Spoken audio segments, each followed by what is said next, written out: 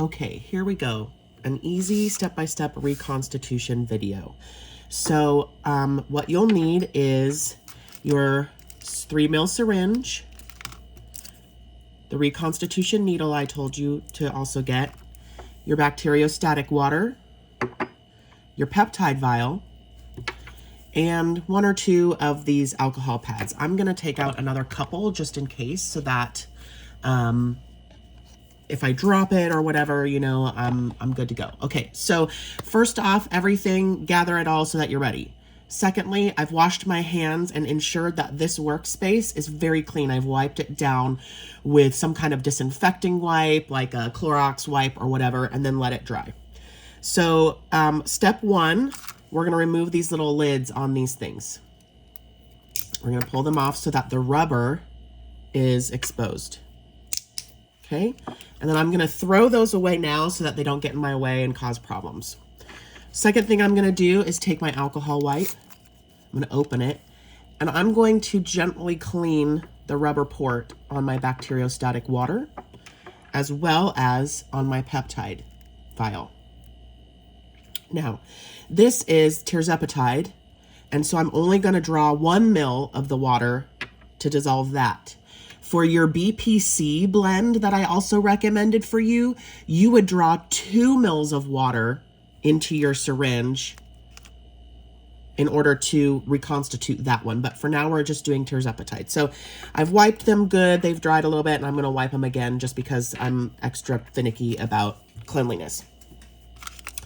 These are sterile, which means that once you open them, you need to use them as fast as possible. So here's my trick for that. I'm gonna partially open the syringe so that it's not fully out, kind of like that, right? And I'm gonna leave it there. And then I'm gonna immediately go with my needle. I'm gonna open it so that I don't touch where the syringe is going to be on there. I'm immediately going to take my syringe out, and it screws on like that. And now we've kept everything as sterile as possible. The inside of the syringe is still sterile, and the needle and the port where the needle connected to the syringe and screwed in is still sterile. That is called a lure lock when it screws in like that.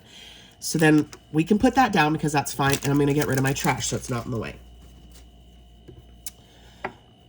Okay, so here we go. I'm going to take the cap off the needle, and then as fast as I can, plunge some of the needle into the rubber stopper. Now, you want to do it fast because you want to make sure that the needle stays sterile, you know, while you're trying to draw the water out. I typically leave my vials face down and I go straight down like that because if I'm trying to do it up into it, you risk, you know, poking yourself if it slips. So here we go. Needle off, straight down in there. It looks like that.